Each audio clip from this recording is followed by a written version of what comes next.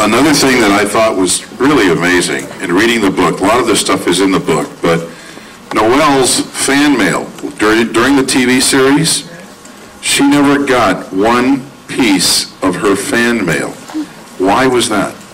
Well, nobody did.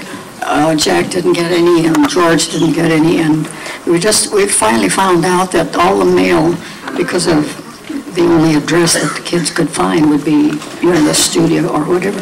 So all the mail was sent to New York to National Comics, and the comic book writers just answered all our mail for us. Which is kind of weird. I mean, we really felt unloved, but...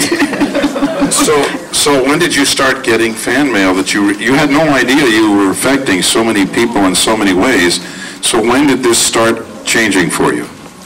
Well, I think maybe when we went out on the circuit, so to speak, and do the conventions, and everybody was so wonderful. They'd come up and say, kind of look at me, and I said, don't mind, I've got gray hair too, And they said, well, we grew up with you, and I said, I know you did, And they were so nice and so wonderful, and I don't know, I just, they started finding out on the internet and stuff where I was, and getting the mail. It was really, really wonderful.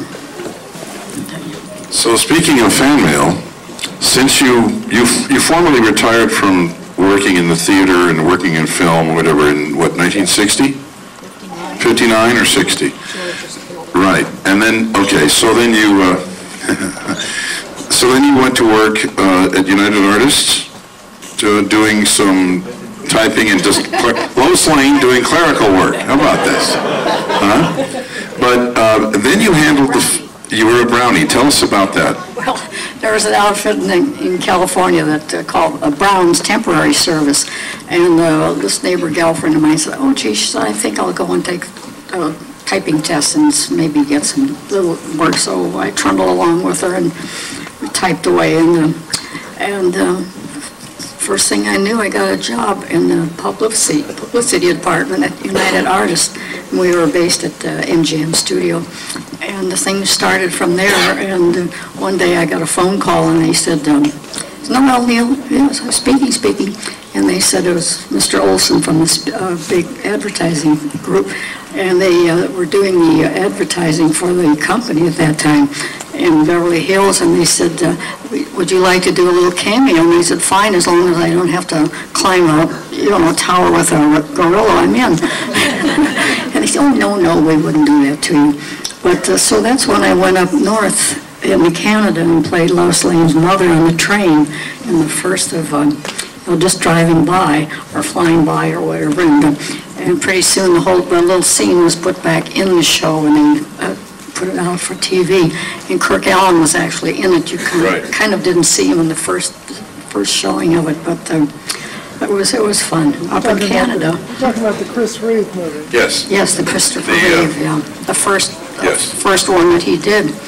And they were filming over in London, and we were doing all the exterior stuff up in Canada because they don't have any telephone posts. Oh. So for those of you who didn't quite get that, in the very first Christopher Reeve movie, Superman, there's a scene where he's trying to outrun the train, and on the train is little Lois Lane is a little girl, and Noel plays her mother, and she's sitting on the train with her. And across from her is Kirk Allen, who played the original Superman. So they're in a very brief scene, so now you got to go home and watch that again, see? Okay. So then you started handling, whose fan mail did you start handling that everybody here knows about? Tom Selleck. Oh, yes. In fact, when I got the Golden Boot, I got a couple last year, I think. I got a call from the Golden Boot area. They have a big party once a year for all the people that work in westerns, like stunt people and leads and whatever and this and that. And they give out these big Golden Boot awards. And they called and they said, hi there, would you like to be one of the slick chicks? And I said, what's that? And they said, well, it'd be a girl or a woman that worked in Western. So I said, gosh, what an honor. So I said, certainly. And there were three of us, and when the night came in this big hotel, and they filled it, just crowded with people, everybody in Western business and attire. And so one girl went up and got her little award, left, Mother got up, left. I got up, got my award, and say a little bit, thank you, whatever. And all of a sudden, I said, everybody's sort of looking off. You know, I looked and this Hulk is standing next to me. And it was Tom Selleck, bless his heart. It was his wedding anniversary, and they were having a family thing at one end of the valley, but nobody knew that he was coming. That's the surprise. So all of a sudden he came back and walked on stage to be with me to get my Golden Boot Award. Oh, marvelous. He was a wonderful person. We have a few minutes left, and we'd like to know about your involvement in this film. Now, the first voice you will hear is Noel's voice. Her scene is right at the opening of the film, so pay very close attention. Could you tell us about going to Australia and working with Kevin Spacey in this scene? I'd be happy to. People always say, oh, we can't wait to see you. And I said, you'll never know me. You'll never recognize me. Now I can tell. We couldn't tell for so long. Everything was a big secret, Warner Brothers and out wherever you were. But I play a dying widow, rich widow with lots of money. And I have bailed him. Well, Caven, of course, becomes Lex Luthor. And he was in jail for doing a big naughty. And she, with all her money, bailed him out. And he promised that he would be nice to her and whatever, which he was, I guess, according to her. Gertrude was her name, Gertrude. And but as I was dying in this huge, huge estate, and I had 2 little Pomeranians at the foot of the bed, and things up my nose and my hand in the cast, and the machine stuff was going, and I was dying, of course. And he was trying to get me to sign my last will, leaving all my money and everything to him. So just as I died, keeled over, he grabbed my hand and sort of finished writing my name on the will and walked out. And in the meantime, I was lying there and I had one hand down and I felt little tickles. And I said, oh my gosh, the dogs are on the bed with me all of a sudden. And I could hear the director in the next room, on the monitor, and he said, keep it rolling, I love it, I love it. And I said, swell, I'm supposed to be dying. But these little doggies jumped up on the bed, 2 little Pomeranians, and of course came running over to me, and they start to try to get you up and whatever.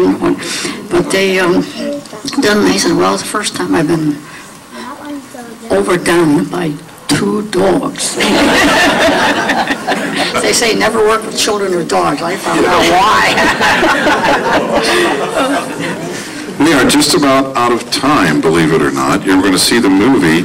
I want to take a special opportunity here, of course, to thank the Regal 9 Cinemas here for allowing us to do this instead of watching that 20-minute commercial we usually get. The manager, Jack, right over here. A big thank you to Jack.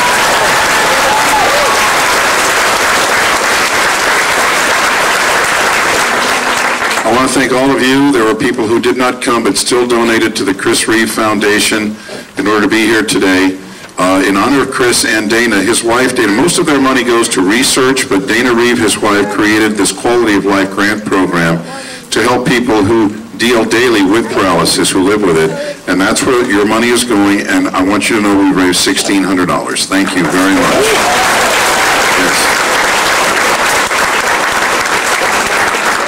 I want to thank in advance all the staff here at the theater and my staff at the store for making this happen. I want to thank everybody who helped us get Noel here today.